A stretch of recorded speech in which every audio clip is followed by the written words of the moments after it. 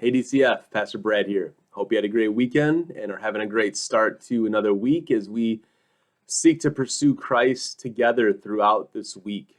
Coming out of our time of worship together yesterday and our Sabbath rest yesterday, and moving into a week of all kinds of things that the Lord has planned for us. And uh, hopefully, we felt equipped and prepared through His Word yesterday for the things that He has prepared in advance for us to do. We know that's His promise through His Word. That's why He inspired His Word to give us what we need for the things He has set forth for us to do. And that's why we need to be in His Word regularly. Obviously, sitting under the preaching of it, the reading of it, the praying of it, the singing of it on Sundays as we gather together. But also individually throughout our week, to make the Bible a regular part of your life, of your day, and to listen often to the voice of God speaking into your heart. And as we move into this week, I just wanted to encourage you to not forsake the gift of rest that God seeks to give to us in the Sabbath ordinances and in the Sabbath law and in the Sabbath command, which we'll get to soon when we hit the 10 commandments in Exodus chapter 20. And we're going to give each commandment its own week. And obviously the third one, or the fourth one, is honor the Sabbath day and keep it holy. As you read through Exodus, you see God reiterating that over and over again for His people. It's such a important command because it's such an important gift. And we do ourselves a great disservice if we don't take advantage of the Sabbath day. Obviously, if we forsake the gathering of the people to worship, we are doing a huge disservice to ourselves. I've mentioned that. I've challenged us on that many a times, but also to rest. And those two things, worship and rest, are both held up as high values of what this day is all about. To remember that we're not defined in our value and worth by what we do, but whose we are. To recognize that our physical bodies have limitations and we can't just go. We have to stop and rest. It builds in margin for us automatically. I had a busy, so May in our family is the worst month of the year from like a busyness and a scheduling standpoint. I know for those who have kids in sports and other activities, you identify with the struggle that May is. We jokingly say in our household that May is don't die month. Just keep going. Just get to June. Don't let it consume you, and then June will release. There's not a lot of margin in May, and then this last week just had some other things thrown into it that made it even more so. And in those weeks, I'm just reminded even more so of the need to rest and the goodness of God's commands in calling us to do that. Like, God knows us more deeply than we know ourselves. He knows us generally as a people, as a human race that He's made, but He also knows each of our hearts, and He gives us what we need. We saw that as He led the people out of Israel, or out of Egypt.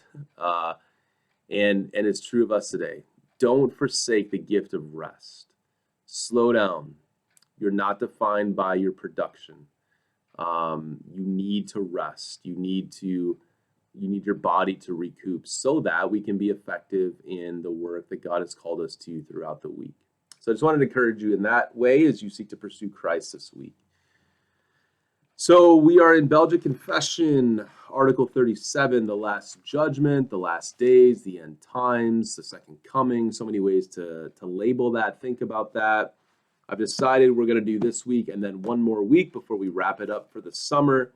So we'll do part 3 today, save part 4 for next week. Again, the last judgment, there's so many views. It's one of the things that makes denominations pretty distinct from one another in the way that they think about end times theology.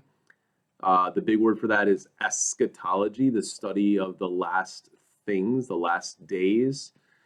And so if you want some Bible passages to read and look at and think about, Mark 13, Matthew 24 are both the same scene. They're the same passage with Jesus on the Mount of Olives looking down at the temple and making the proclamation that as the disciples mentioned to Jesus how beautiful the temple is, he proclaims to them that soon not one stone will be left upon another. And then Peter and John ask Jesus the question, when will that happen?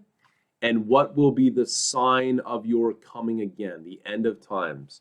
And Jesus in Mark 13 and Matthew 24 goes into answers about that. And so I'd encourage you to go read that, study it. I've got some Reformed commentaries that would be helpful to explain it. I preached on Matthew 24 a couple years ago when we were going through Matthew. But in that passage, that is why we believe that we don't believe in the rapture.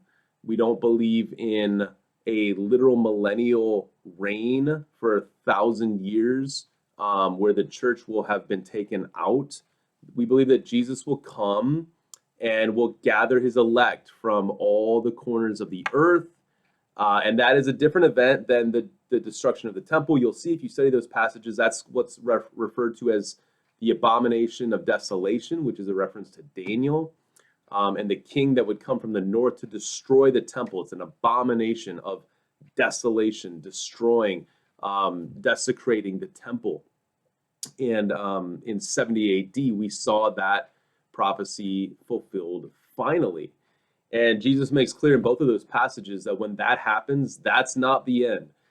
You're going to see all kinds of people who claim to be the Messiah, to be the Christ. Don't believe them. They'll lead you astray. You'll see wars and nations going to war. You'll see earthquakes and massive natural disasters. All these things will make you feel like the end is near. And Jesus says, the end's not near. You're in the last days. This is normal. Like, that's why like people are always like, man, the world's getting so bad. Jesus must be coming soon. Maybe, but the world's always been bad. And Jesus says, like, the destruction of the temple is one of the worst things that God's people will ever experience in AD 70. But that time's going to be cut short for the sake of the elect. Jesus says in those passages, I'm teaching you all about these passages. I wasn't planning to do that. But the last days are going to be marked by false prophets, by false messiahs, by wars and rumors of wars and all these things. And then at the end, you're not going to miss it. It's going to come like like lightning, like a twinkling of the eye. And Jesus will return. He will gather his elect, and he'll usher in the new heavens and the new earth and make all things new. And that's the last judgment when Jesus comes again. So look at Matthew 24, look at Mark 13, do a little study on that if you're interested in it. It's two of the great passages that talk about end time stuff. And then, the Belgic Confession article comes out of those kind of passages. Some of that language has actually been language that we've quoted or referenced already. And so in part 3, then, it picks up with, as it talks about how all people will appear before the judge, the books of the consciences will be open, the dead will be judged first, we'll give an account for our life, all of our secret deeds will be laid bare. We talked about that last week. And then it says, therefore, with good reason, the thought of this judgment is horrible and dreadful to wicked and evil people, right? Like, it confirms that everything you chose to reject and resist was actually true. And now your life's going to be judged by the God who created you for his own glory, created you to return praise, thanks, and honor to him. You refuse to, and now the last judgment is here. And it is a horrible and dreadful reality for those who refuse to turn to Christ. But it is very pleasant and a great comfort to the righteous and elect, since their total redemption will then be accomplished. It's like the sea, right? As we talked about yesterday. The Red Sea is a place and a picture of both judgment and deliverance. The last judgment is a moment and a picture of both deliverance and judgment. One nation was judged in the sea, the other nation was delivered through the sea. One nation of people will find the last judgment to be dreadful and horrible. Another nation of people, God's elect, those who have put faith in Christ from the beginning of creation to the moment he returns, the church, the gathering of the people, the kahal, they will find it to be a very pleasant and great comfort because it means our total redemption has been accomplished. They will then receive the fruits of their labor and of the trouble they have suffered. Their innocence will be openly recognized by all. Again, this is like this language is speaking about the reality that those who are in Christ, the church, has likely been persecuted, experienced much hardship because in their belief in Christ, they were made outcasts of the world, suffered, many died. Of course, in our day, like in our lifetime, that's not been our reality, right? And so there's even temptation to think that like as Christians, we don't need to suffer. Like suffering is something we just can and should avoid, while the reality is most Christians throughout history have not been able to do that. And so like this language is speaking of they will then receive the fruits of their labor, of the trouble they have suffered. Their innocence will openly be recognized by all, and they will see the terrible vengeance that God will bring upon the evil ones who tyrannize, oppress, and tormented them in this world. And you might think, man, that's really strong language. Well, yeah, because if you put faith in Christ and the rest of your life was spent being tyrannized, oppressed, and tormented in this world, this language would make sense to you. This picture of God's judgment in the sea as those who were chasing after them and tormenting them experienced God's wrathful judgment in that moment, that would make sense to you. That has not been our reality. And so it might feel harsh, it might feel unkind, it just doesn't make sense. But understand that your reality has not been the reality of the church for most of its existence.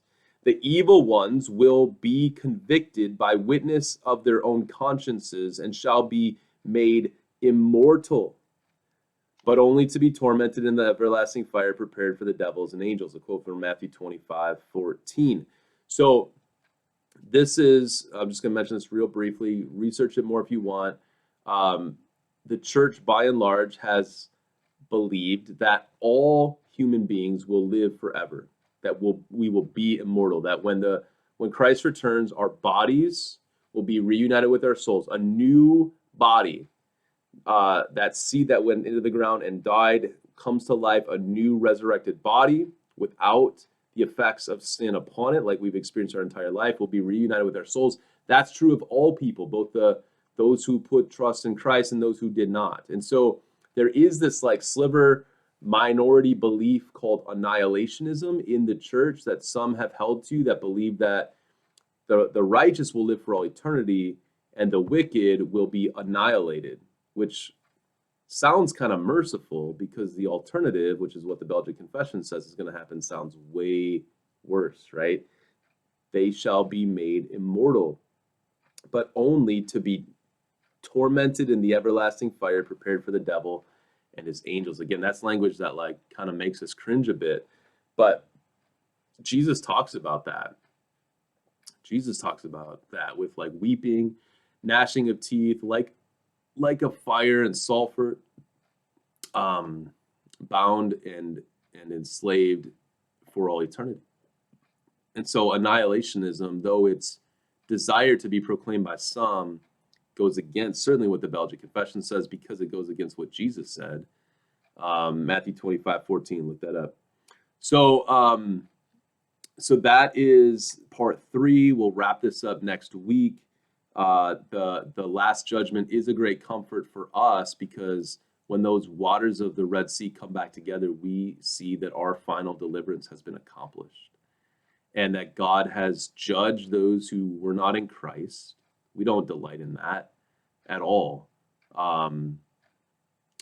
But we do rejoice that we have been spared from that, recognizing that was what we deserved. And God, by his grace, saved us and called us to himself in Christ. Have a great week loving and serving your King. I'll see you on Sunday.